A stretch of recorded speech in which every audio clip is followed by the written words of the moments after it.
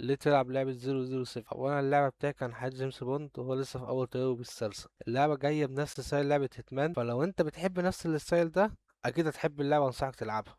اولا الحاجات الموجوده في اللعبه، التخفي وعمليات الاغتيال بقت كتيره ومتنوعه، مش مجرد حاجه ثانويه مرميه في القصه وخلاص. دلوقتي بقيت تقدر تسرق هويه الموظف، تخش المكان من غير ما حد يشك فيك اصلا، او حتى عشان تخلص مهمه بسرعه ممكن تصمم الهدف. وبقى ليك حريه الاختيار ازاي تنفذ المهمه، سواء بقى تخش تقلبها صياد على الكل، او تكون بطه مغمضه وتخش وانت مستخبي.